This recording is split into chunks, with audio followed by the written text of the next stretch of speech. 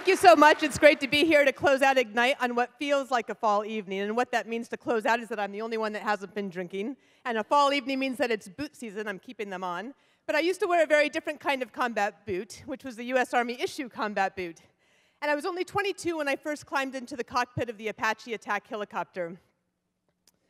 Now, story is something that's first and foremost in these Ignite presentations. Scott's given us a lot of great coaching, but I'd like to talk to you tonight about how story affects us before, during, and after an experience. And frankly, the stories that we don't know can really hurt us.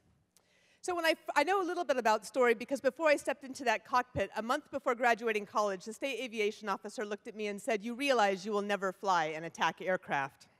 But then Congress changed the game on him 2 months later and lifted the combat exclusion clause for women in aviation, and suddenly reconnaissance and attack aircraft were open for the very first time. I finished my flight school training at Fort Rucker, Alabama, and went straight into the Apache attack helicopter.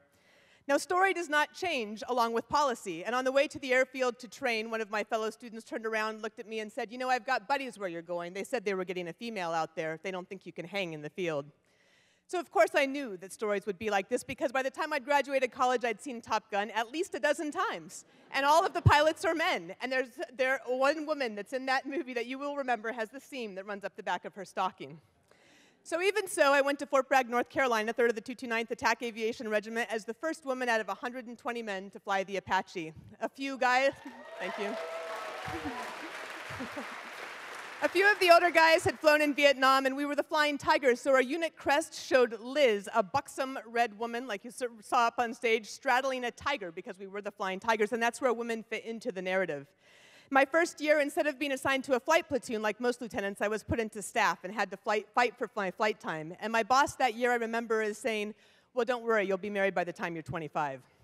I did fight for my platoon. I took a second platoon to Bosnia, and by the end of 8 years when I left for graduate school, I'd flown the Apache on 3 continents, done staff time on 4, led 2 Apache line platoons and 1 Apache line company, and still I felt a little bit like a fake, like it wasn't really real. And it was only recently when I started to do research for my current book that I'm working on that I came across stories that validated that experience for the very first time. Those stories were not in the US, they were not women that I knew, but it was 1940s in Russia. And 1941, the record-setting aviatrix Marina Raskova constituted the 588th Aviation Regiment. It was comprised entirely of women, and she trained them ruthlessly, and they went into battle on the Eastern Front in 1942.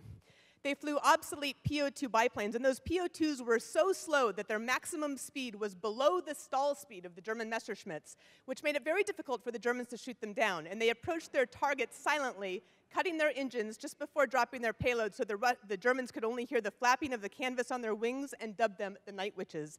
But it wasn't just the Night Witches. There were 2 other attack aviation regiments as well, one flying twin-engine dive bombers and the other flying Yak-1 fighters, and all 3 were so effective that the German High Command offered a special reward for anybody who could shoot one down. Lydia Litviak was one of those pilots. She liked to put bouquets of flowers in her Yak-1 fighter, and she was only 19 when she shot down her first German fighter ace and later earned the title herself, along with a number of other women as well. So what do these stories have to do with Fort Bragg in the mid-1990s and the Apache helicopter? Well, these are the first stories that I've come across 20 years after leaving the Army and leaving the Apache that have really validated my experience, informed my experience flying, informed my experience in uniform. And this goes to show that stories really do affect us even after an experience. And this is supported by the new neuroscience, which is telling us that our brains are literally wired for story. We take in information, and it comes into our brains in the form of narrative. We literally understand things better when it's told in a story. And that's something that we've understood again, that we understand things differently before an experience, during an experience, and after an experience. And this is something that these Russian women pilots taught me today. Now, they were informed as well by history and by legacy because they were told the stories of women combatants that was passed down in the Soviet Union over the years. And so this was something that they had as they stepped into their cockpits in the 1940s. It's not something we've done in our country. The stories have rarely been told, and when they have been told, they have rarely taken hold. So I've wondered how different it would have been to climb into that cockpit of the Apache knowing the stories of these courageous women, how different it would have been for the men that I served with if they had known these stories as well, and if all of us might have saved our energy fighting old stories and moving towards the same solution. So at the end of the day, which story wins? Is it the Night Witches or is it Top Gun? The answer, of course, is the one that we tell. Thank you so much. Thanks.